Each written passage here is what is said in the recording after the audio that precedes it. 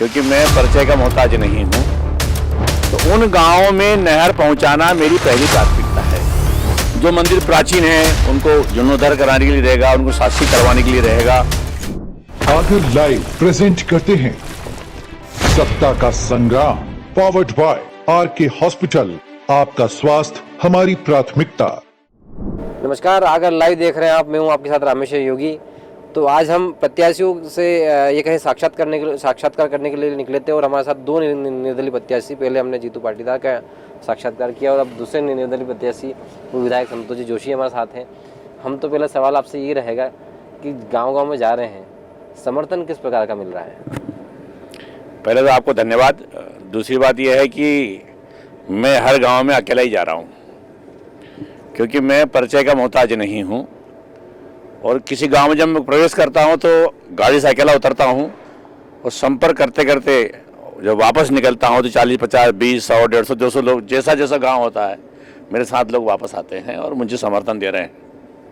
अच्छा, देखा है हमने जितने भी लगभग जितने प्रत्याशी हैं, वो भाजपा हो, निर्दलीय हो, एक और निर्दलीय प्रत्याशी, देख भाजपा है, कांग्रेस है, सबके साथ एक बड़ा एक है कि जनसंपर्क रहता है। लेकिन आप अकेले घूम रहे हो, कहीं ना कहीं नहीं लगता कि मेरे साथ मैं अकेला हूँ?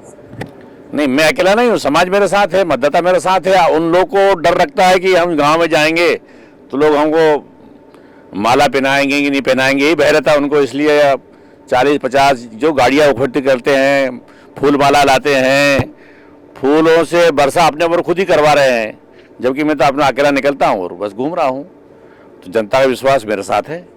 अच्छा, दूसरा सवाल कि जब आप लगातार क्षेत्र में घूम रहे हो तो आज भी आप पूर्व विधायक भी रहे, आपको क्षेत्र की समस्या भी पता है कि कौन सी समस्या थी, लेकिन किन मुद्दों को लेकर आप जा रहे हैं? कौन से मुद्दे हैं जिनको लेकर जनता की जो वो है कि आपको मूल चीज़ें निकल के सामने आ रही हैं?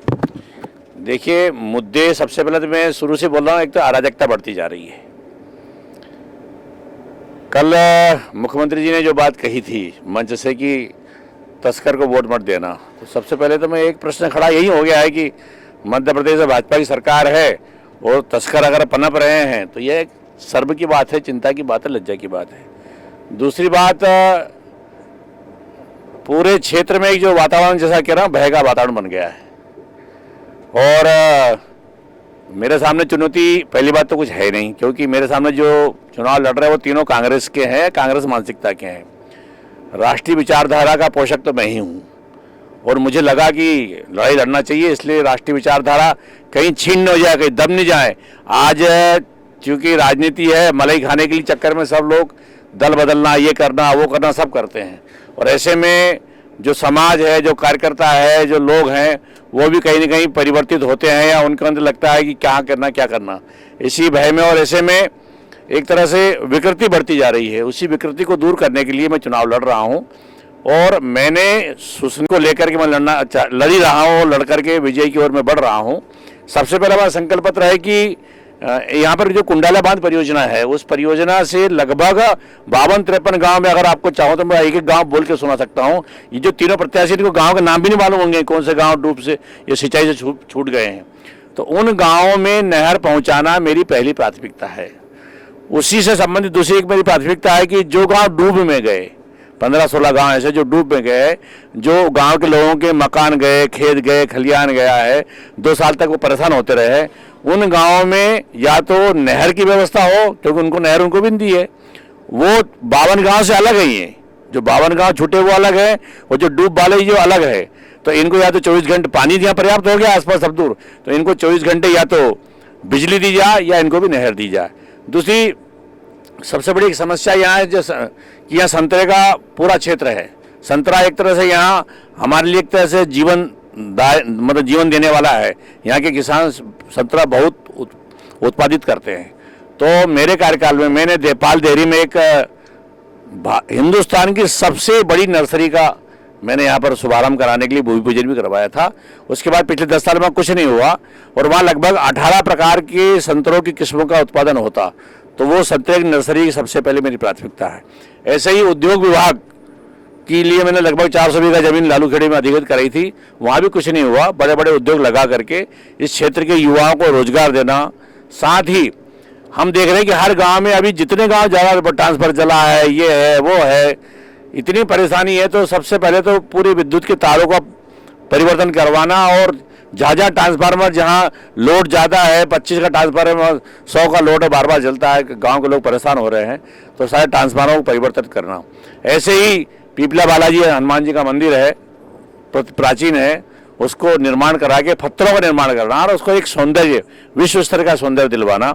माँ पिताम्बरा बगलामुखी इस क्षेत्र में है, उसको भी विश्व स्तरीय सुविधाएं उपलब्ध करा करके इस आसपास क्षेत्रों में एक रोजगार का अवसर दिलवाना। आज हम देख रहे हैं लगभग 400-500 ब्राह्मण परिवार में यज्ञ हवन करते हैं, उससे उनका परिवार चल रहा है। साथ साथ उतर जहाँ हवन कुंड होते तो अन्य सामग्री का वितरण होता है, दर्शनार्थी आते हैं तो यहाँ होटल का व्यवसाय शुरू हो रहा है। एक तरह से जैसे उज्जैन में पूरे जीवन देने के लिए महाकाल बैठे हैं, उसे माँ बगलामुखी नलखड़ा क्षेत्र को जीवन देने के लिए बैठी है, उसकी भी हम चिंता करेंगे। ऐसे बहुत सारे मेरी और भी व्यवस्थाएं हैं। जो मंदिर प्राचीन हैं उनको जीर्णोद्धार कराने के लिए रहेगा, उनको शासकीय करवाने के लिए रहेगा। एक सबसे बड़ी समस्या गाय की है, तो मेरे दिमाग की कल्पना है कि जो गोपालक हैं उन गोपालकों को गाय के लिए कोई ऐसा प्रोत्साहन दिया जाए कि जो गाय सड़कों पे घूम रही है उसको किसान घर में बांधेंगे। और मेरे साथ कहता है कि नंद यशोदा योजना होना चाहिए कि जो पति पत्नी गाय को पालेंगे उनको हम प्रति माह एक गाय पर 1500 2000 जो भी योजना बनेगी वो दिलवाने का मैं प्रयास करूँगा। ऐसे मेरी और भी बहुत सारी योजनाएँ जो हैं। एक सबसे बड़ी योजना मेरे अंदर और है कि गाँव में जब शादी विवाह होते हैं ना, तो वहाँ बड़ी दिक्कत जाती है। तो हर गाँव में मांगलिक भवन बने और लगभग वो 5 बीघा के आसपास का मांगलिक भवन हो, जिसमें गाड़ी खड़ी भी कर सकते, पार्किंग व्यवस्था ऐसा कह सकते हैं, और टीन शेड हो, 10-12 कमरे बने हो, ऐसा बना योजना है। बाकी जो बातें हैं वो चली रही है। और ये बातें आपने जो कही ये तो आप मुझे जो लग रहा है लगभग सभी पार्टियां कहें या जो लोग हैं वो सभी राष्ट्रीय मुद्दों को लेकर चुनाव लड़ रहे हैं, लेकिन आपने स्थानीय मुद्दा क्यों चुना? क्या आपके पास राष्ट्रीय मुद्दे नहीं थे? नहीं, राष्ट्रीय मुद्दा, चूंकि मैं व्यक्ति हूँ, मैं निर्दलीय चुनाव लड़ रहा हूँ और राष्ट्र पहली प्राथमिकता है। राष्ट्रीय भाई ये राष्ट्रीय मुद्दे पर जनता को भ्रमित कर रहे हैं। चुनाव तो स्थानीय स्तर पर लड़े जा रहे हैं ना, राष्ट्रीय मुद्दे की क्या बात करें जब जो कांग्रेस विचारधारा लोग उनके पास राष्ट्र के कोई संकल्पना नहीं है, कल्पना ही नहीं उनकी। तो मैं तो चूंकि मुझे यहाँ स्थानीय लोगों से समर्थन लेना है तो मुझे स्थानीय मुद्दे की बात करना पड़ेगी।